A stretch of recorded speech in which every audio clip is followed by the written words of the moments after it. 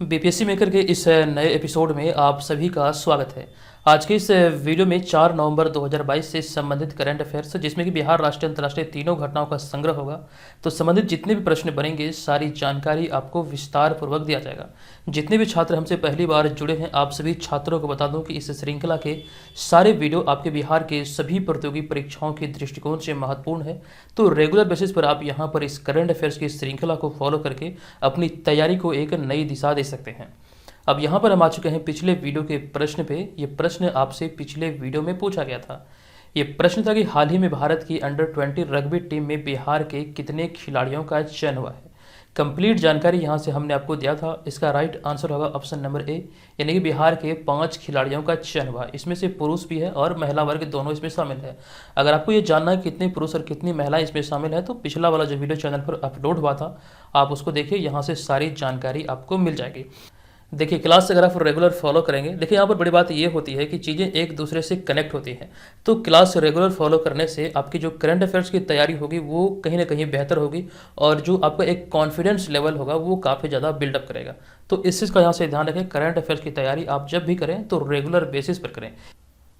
अब यहाँ पर हम आ चुके हैं आज के इस वीडियो के पहले प्रश्न पे, जो कि बिहार करंट अफेयर्स के दृष्टिकोण से अति महत्वपूर्ण है।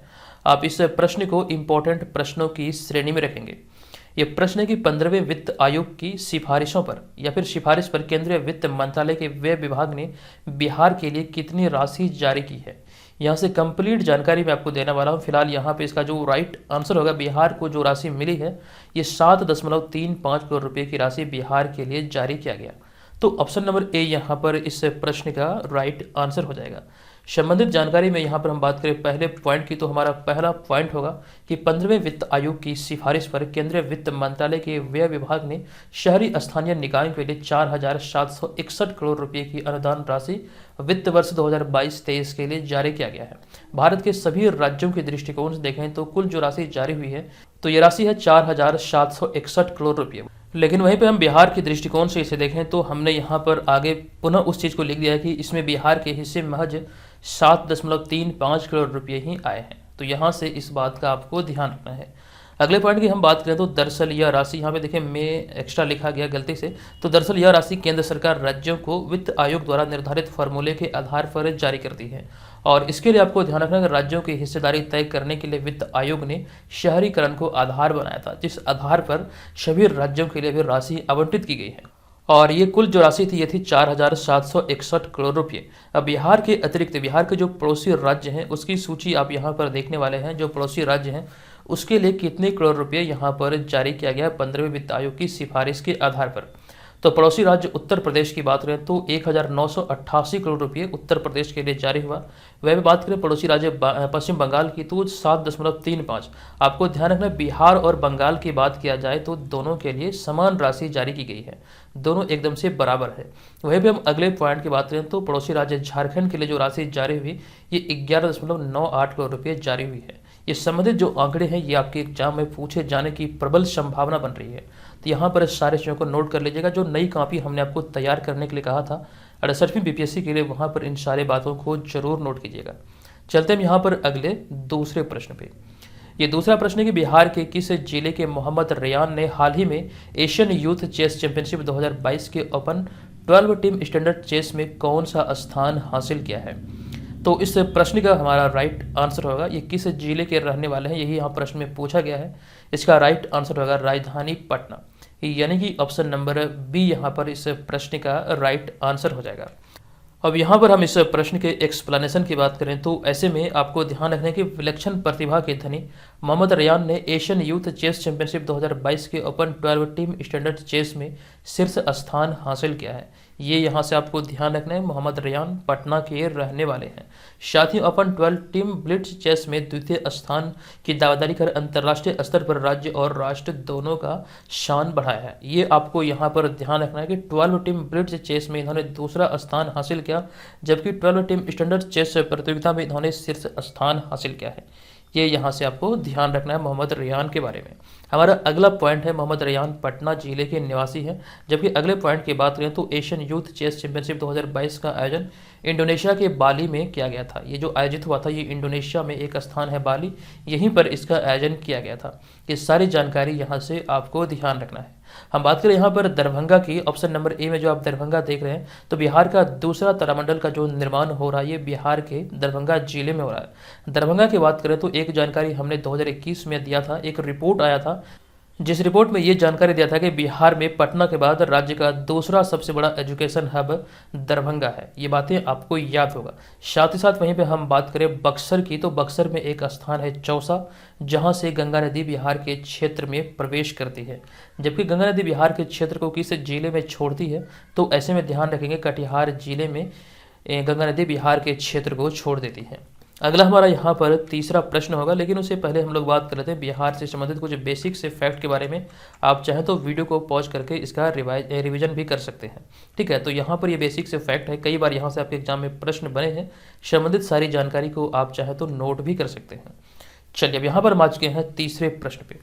यह तीसरा प्रश्न है कि निम्नलिखित में से किस संगठन द्वारा दुनिया का सबसे शक्तिशाली रॉकेट फॉल्कन हैवी लॉन्च किया गया है।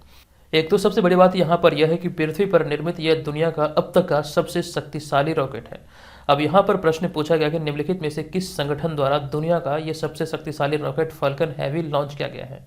इस प्रश्न का हमारा राइट आंसर हो जाएगा स्पेस एक्स, यानी कि option number D, Elon Musk की जो कह सकते स्वामित्व वाली कंपनी है स्पेस एक्स, इसी के द्वारा अभी हाल ही में इसे लॉन्च किया गया है।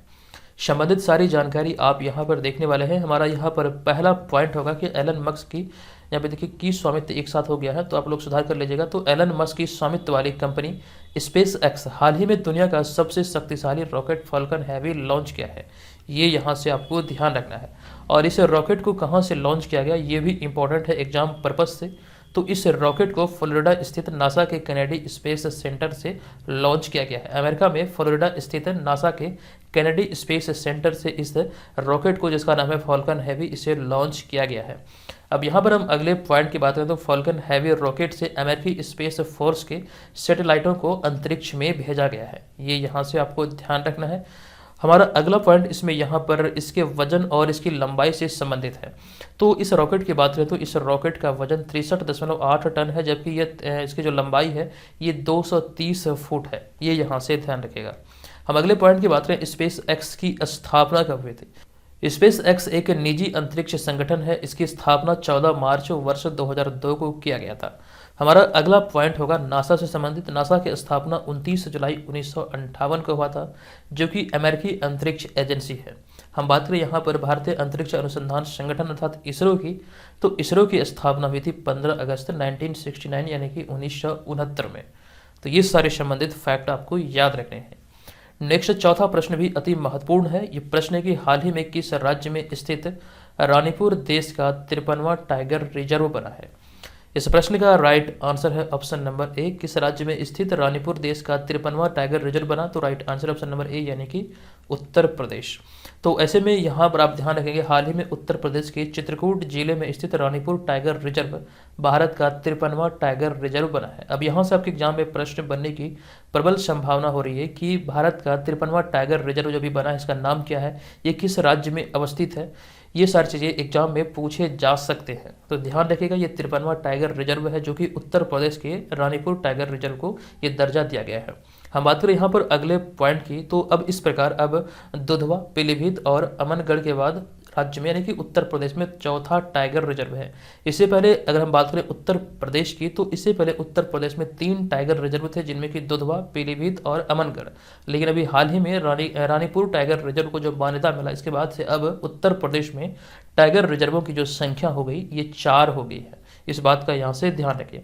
वहीं पर हम अगले पॉइंट में एक रिपोर्ट आपके साथ साझा करें तो भारत में बाघों की हालिया गिनती 2018 में की गई थी, और इस आंकड़े के मुताबिक यानी कि 2018 के आंकड़ों के मुताबिक भारत में 2967 बाघ हैं, और इनमें से 173 उत्तर प्रदेश में पाए गए थे।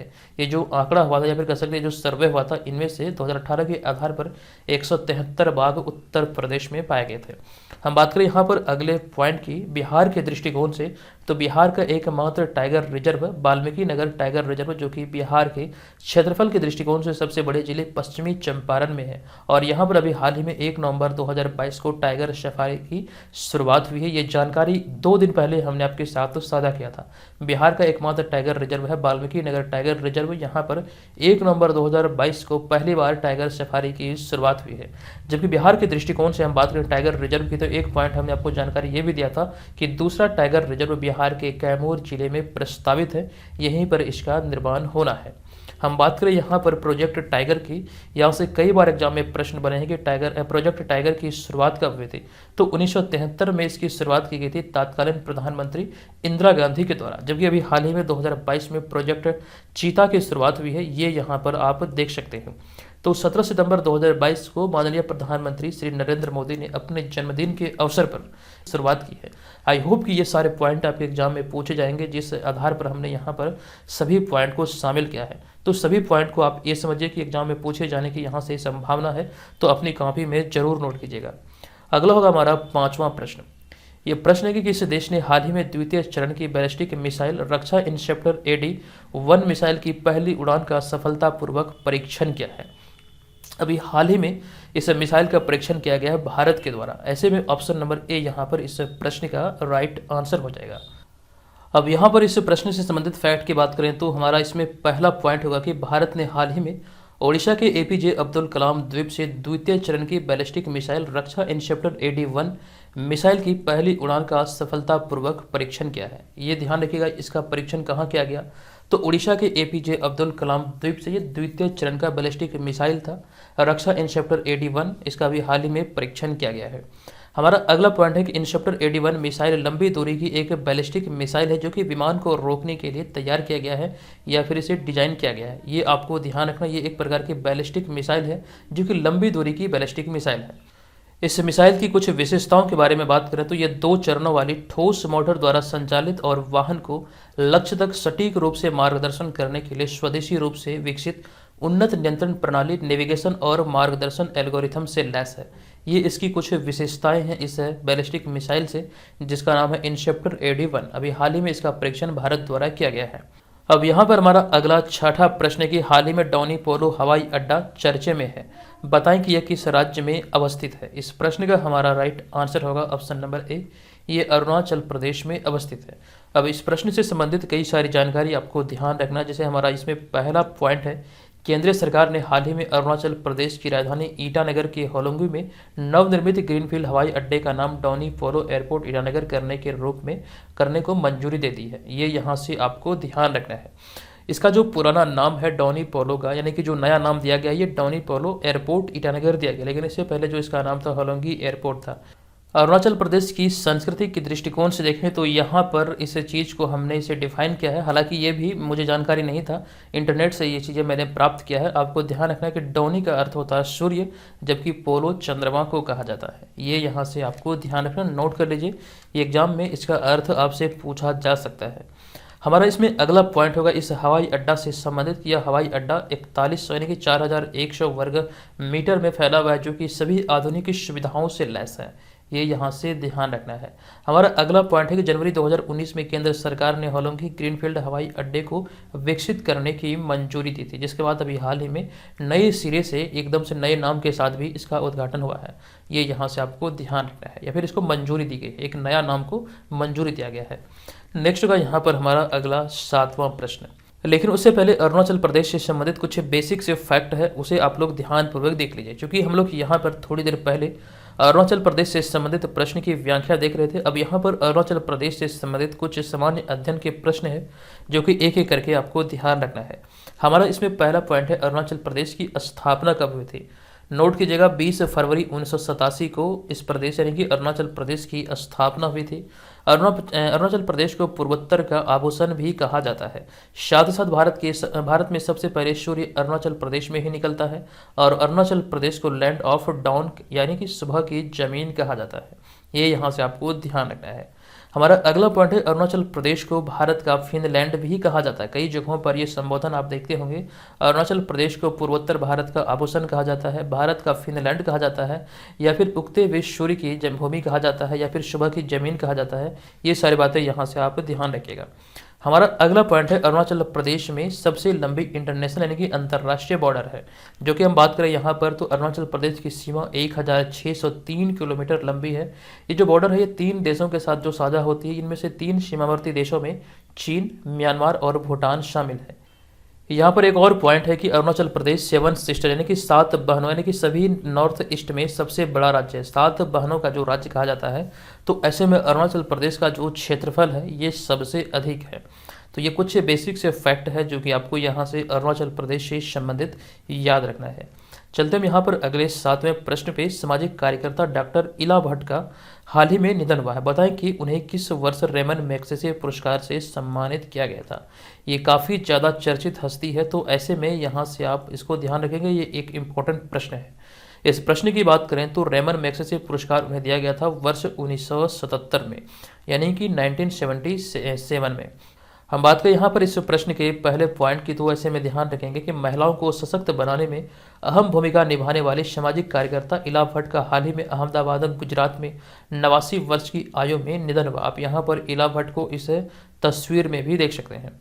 हमने यहाँ पर आगे इनकी कुछ उपलब्धियों का वर्णन किया है, जैसे कि हमारा इसमें अगला पॉइंट है कि उन्हें वर्ष 1977 में रेमन मैग्सेसे पुरस्कार, 1985 में पद्मश्री जो कि भारत का चौथा सर्वोच्च नागरिक सम्मान है, 1986 में पद्म भूषण जो कि भारत का तीसरा सर्वोच्च नागरिक सम्मान है, और फिर 2011 में गांधी पीस प्राइज आदि पुरस्कार से सम्मानित किया गया है। ये कुछ उपलब्धियां इनके नाम दर्ज है। इसके अतिरिक्त कुछ और भी है, जैसे कि 1972 में उन्होंने सेल्फ एम्प्लॉयड वीमेन एसोसिएशन यानी कि सेवा नामक महिला व्यापार संघ की स्थापना की थी। साथ ही साथ आपको ये भी ध्यान रखना है, इसी तरह उन्होंने 2 वर्ष बाद 1974 में सेवा अर्थात self employed women association co operative bank की स्थापना की थी। ये सारी बातें इनसे संबंधित है, यहाँ से एग्जाम में पूछे जा सकते हैं प्रश्न। नेक्स्ट होगा 8वां प्रश्न। ये प्रश्न है कि 1 से 3 नवंबर 2022 तक तीसरा राष्ट्रीय आदिवासी नृत्य महोत्सव कहाँ आयोजित किया गया है। राइट आंसर होगा इसका आयोजन अभी हाल ही में छत्तीसगढ़ में किया गया। ऑप्शन नंबर सी यहाँ पर इस प्रश्न का, सी नहीं बल्कि यहाँ पर बी इस प्रश्न का राइट आंसर हो जाएगा। आपको जानकारी दे दूं कि छत्तीसगढ़ की राजधानी रायपुर में 3 दिवसीय राष्ट्रीय जनजातीय नृत्य महोत्सव का आयोजन अभी हाल ही में किया गया। और आपको यहाँ पर ये ध्यान रखना है कि विधानसभा अध्यक्ष डॉक्टर चरणदास महंत और मुख्यमंत्री भूपेश बघेल ने इस नृत्य महोत्सव का शुभारंभ किया, जो कि 3 दिवसीय मतलब कह सकते हैं ये आयोजन था, जिसकी शुरुआत 1 नवंबर को हुई थी और ये चली थी 3 नवंबर 2022 तक। और ये आपको ध्यान रखना, ये इसका तीसरा संस्करण था। अब यहाँ पर इसमें एक और पॉइंट है इसी से संबंधित कि ये क्यों सेलिब्रेट किया जाता है प्रत्येक वर्ष। तो वैसे में यहाँ पर ध्यान रखें 1 नवंबर 2000 को मध्य प्रदेश से अलग होकर छत्तीसगढ़ एक राज्य बना था और इसी खुशी में इस महोत्सव को मनाया जाता है। ये आपको ध्यान रखना, इस वर्ष 2022 में ये इसका तीसरा संस्करण सेलिब्रेट किया गया 1 से लेकर 3 नवंबर 2022 तक। अगला 9वां प्रश्न है कि 2 से 13 नवंबर 2022 तक कहाँ 41वें अंतर्राष्ट्रीय पुस्तक मेले का आयोजन किया जा रहा है। इस प्रश्न का हमारा राइट आंसर होगा संयुक्त अरब अमीरात के शारजा में, यानी कि यूएई के शारजा में अभी हाल ही में इसका आयोजन किया जा रहा है। आयोजन तिथि है 2 से लेकर के 13 नवंबर 2022, यानी कि इसकी जो शुरुआत हुई है 2 नवंबर 2022 को हुई है, समापन होगा 13 नवंबर 2022 को। सारी जानकारी यहाँ से ध्यान रखेंगे कि शारजा पुस्तक अथॉरिटी द्वारा आयोजित इस 12 दिवसीय अंतर्राष्ट्रीय पुस्तक मेले का आयोजन 2 नवंबर से 13 नवंबर 2022 के दौरान संयुक्त अरब अमीरात के शारजा स्थित एक्सपो सेंटर में किया जा रहा है। ये यहाँ से आपको ध्यान रखना है। और इस वर्ष जो शारजा में ये अंतर्राष्ट्रीय पुस्तक मेले का जो आयोजन हो रहा है, ये इसका 41वां संस्करण है। ये बातें यहाँ से आपको ध्यान रखना है। एक बहुत ही इंपॉर्टेंट जानकारी है, इस वर्ष का थीम क्या है। तो इस वर्ष 2022 में पुस्तक मेले का जो थीम है 41वें संस्करण का, तो स्प्रेड द वर्ड, ये 2022 की निर्धारित थीम है। अब यहाँ पर अगला 10वां प्रश्न है कि पूर्वोत्तर भारत का पहला एक्वा पार्क हाल ही में किस राज्य में स्थापित किया जाएगा। इस प्रश्न का हमारा राइट आंसर होगा ऑप्शन नंबर सी, यानी कि अरुणाचल प्रदेश में इसे स्थापित किया जाएगा। ऐसे में आप यहाँ पर ध्यान रखेंगे, अरुणाचल प्रदेश के मत्स्य मंत्री तागे तकी की हाल ही की घोषणा के अनुसार पूर्वोत्तर भारत में पहला फिश म्यूजियम जल्द ही अरुणाचल प्रदेश में बनाया जाएगा। और ऐसे में आपको ध्यान रखना कि फिश म्यूजियम भारत के पहले एक्वा पार्क का हिस्सा होगा, जिसे कि केंद्र सरकार द्वारा मंजूरी अभी हाल ही में दे दिया गया है। तो ऐसे में ध्यान रखिएगा कि पहला एक्वा पार्क जो स्थापित होगा ये अरुणाचल प्रदेश में ही स्थापित होगा। अरुणाचल प्रदेश में ये कहाँ स्थापित होगा, अगले वाले पॉइंट में हमने विस्तार से लिखा है कि एक्वा पार्क अरुणाचल प्रदेश के निचले सुबनसिरी जिले के तारिन में स्थापित किया जाएगा।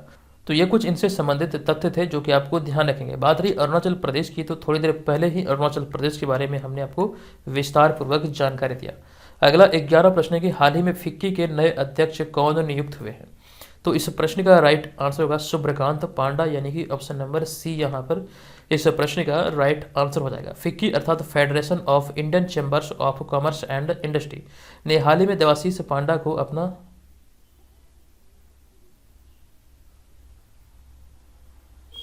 यहाँ पर देखिए देवाशीष पांडा नहीं होगा, यहाँ पे मिस्टेक से लिखा गया है। ये देवाशीष पांडा नहीं बल्कि शुभ्रकांत पांडा होगा। आप लोग यहाँ पे सुधार कर लीजिएगा। ऑप्शन नंबर सी यहाँ पर इस प्रश्न का राइट आंसर है। ए नहीं बल्कि यहाँ पर सी होगा। तो शुभ्रकांत पांडा को अगला अध्यक्ष नियुक्त किया है। और वहीं भी हम बात करें यहाँ पर अगले पॉइंट की, तो हालांकि वे मौजूदा समय में फिक्की के वरिष्ठ उपाध्यक्ष के रूप में कार्यरत हैं। यहाँ पर आप लोग ध्यानपूर्वक सुधार करेंगे। इसका राइट आंसर होगा सी, यानी कि शुभ्रकांत पांडा। हमारा अगला पॉइंट है कि फिक्की के नए अध्यक्ष के रूप में उन्होंने संजीव मेहता का स्थान लिया, यानी कि मौजूदा समय में संजीव मेहता फिक्की के अध्यक्ष थे। चलते हम यहाँ पर अगले 12वें प्रश्न पर। यह प्रश्न के निम्नलिखित में से किस राज्य में विश्व का सबसे बड़ा पांडुलिपि ग्रंथालय बनाया जा रहा है। इस प्रश्न का राइट आंसर होगा ऑप्शन नंबर ए, यानी कि गुजरात इसका राइट आंसर हो जाएगा। ऐसे में यहाँ पर बहुत सारी जानकारी है जो कि आप याद रखेंगे। तो यहाँ पर हमारा पहला पॉइंट है गुजरात के शंकरेश्वर के श्रुति तीर्थ प्राच्य विद्यापीठ में मानविकी, व्याकरण, विज्ञान, धर्म, संस्कृति, अध्यात्म आदि विषयों से जुड़ी प्राचीन पांडुलिपियों के संकलन और संरक्षण का कार्य किया जा रहा है। और इस प्रकार से देखें तो यह विश्व का सबसे बड़ा पांडुलिपि ग्रंथालय होगा। इसका जो निर्माण हो रहा है ये कहाँ हो रहा है, किस राज्य में हो रहा है, तो ऑप्शन नंबर ए, यानी कि गुजरात। गुजरात में कहाँ पर हो रहा है, तो शंखेश्वर के श्रुति तीर्थ प्राच्य विद्यापीठ में इसका निर्माण किया जा रहा है। ये यहाँ से ध्यान रखिए। अब चूंकि बात आ जाती है, बहुत लोगों के मन में सवाल उठ रहा होगा कि आखिर पांडुलिपि क्या होता है। तो इसे हमने यहाँ पर लिखा कि पांडुलिपि उस दस्तावेज को कहा जाता है जो कि किसी व्यक्ति या फिर अनेक व्यक्तियों द्वारा हाथ से लिखी गई कोई दस्तावेज है, उसे ही पांडुलिपि कहा जाता है। जैसे कि हस्तलिखित कोई पत्र है तो उसे पांडुलिपि की श्रेणी में रखा जा सकता है। जबकि यहाँ पर हमने अगले पॉइंट पर लिखा है कि जबकि मुद्रित किया हुआ या फिर किसी अन्य विधि से किसी दूसरे दस्तावेज से नकल करके तैयार सामग्री को पांडुलिपि नहीं कहा जा सकता। तो जितने भी प्राचीन पांडुलिपि जहाँ भी मिले हैं यहाँ पर एकत्रित किया जा रहा है। और इस प्रकार से देखें तो ये पांडुलिपि जो ग्रंथालय ये भारत का या फिर कह सकते हैं विश्व का सबसे बड़ा पांडुलिपि ग्रंथालय ये गुजरात में बन रहा है। तो इतनी सारी जानकारी यहाँ से आपको ध्यान रखना है। अब यहाँ पर हम चलेंगे आज के इस वीडियो के प्रश्न की ओर। आज के इस वीडियो का हमारा प्रश्न है कि छत्तीसगढ़ में आयोजित दूसरे national open under 23 athletics championship 2022 में बिहार की अंजनी कुमारी ने कौन सा पदक जीता है। संबंधित सारी जानकारी हमने आपको दिया है। बताएं इस प्रश्न का राइट आंसर क्या होगा। कोशिश कीजिए कि जो प्रश्न आप लोगों से पूछे जाते हैं आप लोग उसे कमेंट बॉक्स में लिखें और सारी जानकारी विस्तार पूर्वक लिखें। और जितने भी छात्र घर बैठे रहकर 68वीं बीपीएससी एग्जाम की तैयारी में लगे हैं, अपनी तैयारी को अगर बेहतर करना चाहते हैं तो हमारे द्वारा जो लॉन्च हुई है ये प्री स्पेशल बैच, जो कि आपको ध्यान रखना ये मटेरियल बेस्ड कोर्स है, आपको बीपीएससी मेकर ऐप पर मिल जाएगा। ये एकदम से हिंदी भाषा में आपके लिए उपलब्ध है। बहुत कम कीमत पर, बहुत किफ़ायती कीमत पर ये सारे नोट्स आपको उपलब्ध कराए जाएंगे, जिसमें कि आपका ये जो करंट अफेयर्स की श्रृंखला आप देख रहे हैं ये सारे इसमें इंक्लूड होंगे। ये चीज़ें यहाँ से आपको मिलने वाली, साथ ही साथ आपका टेस्ट सीरीज भी इसमें इंक्लूड है। और साथ साथ बीपीएससी का जो प्रीवियस ईयर पेपर है वो सभी यहाँ पर आपको इस कोर्स में मिल जाएगा। तो दोस्तों जितने भी छात्र इच्छुक हैं जरूर ज्वाइन कीजिएगा। ऑलरेडी बहुत सारे स्टूडेंट हमें ज्वाइन कर चुके हैं। चलिए मिलेंगे नेक्स्ट वीडियो में। धन्यवाद। जय हिंद।